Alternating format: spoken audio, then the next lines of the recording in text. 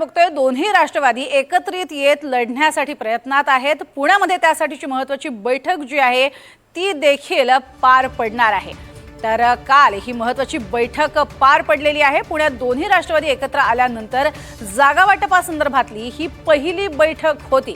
तर महाविकास आघाडी नाही तर फक्त दोन्ही राष्ट्रवादी एकत्र येऊन निवडणूक लढवण्याची सध्या तयारी सुरू आहे अशी वरिष्ठांची माहिती आहे।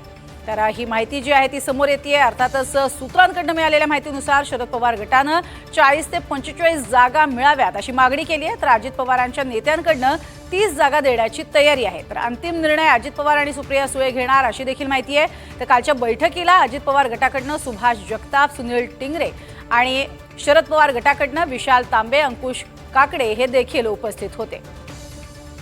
अधिक माहिती घेऊयात रेवती हिंगवे यांच्याकडनं। रेवती, अतिशय महत्त्वाची अशी बैठक पार पडली असं कळतंय, काय अधिक माहिती?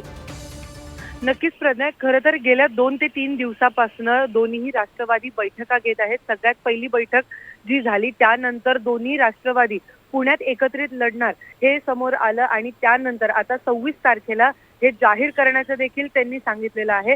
पण त्याच पार्श्वभूमीवरती आता दोन्ही राष्ट्रवादी सातत्याने बैठका घेत आहेत। राष्ट्रवादी काँग्रेस अजित पवार गटाचे दोन्ही शहराध्यक्ष सुभाष जगताप आणि सुनील टिंगरे हे बैठकीत उपस्थित असतात आणि या बैठकीमध्ये अशी मागणी राष्ट्रवादी काँग्रेस शरद पवार गटाकडनं करण्यात आली की जवळपास 40 ते 45 जागा आम्हाला देण्यात याव्या। मात्र तिकडे अजित पवार गटाने सांगितलं की 30 ते 35 जागांवरती कुठेतरी निर्णय येऊन तो नक्की झालेला आहे, पण अजूनही त्यावरती शिक्कामोर्तब झालेलं नाही, कारण अजूनही बैठका या सातत्याने होत आहेत। मात्र सुभाष जगताप माध्यमांशी संवाद साधताना त्यांनी सांगितलेलं आहे की दोन्हीही राष्ट्रवादी 2-2 पावलं मागे घ्यायला तयार आहेत।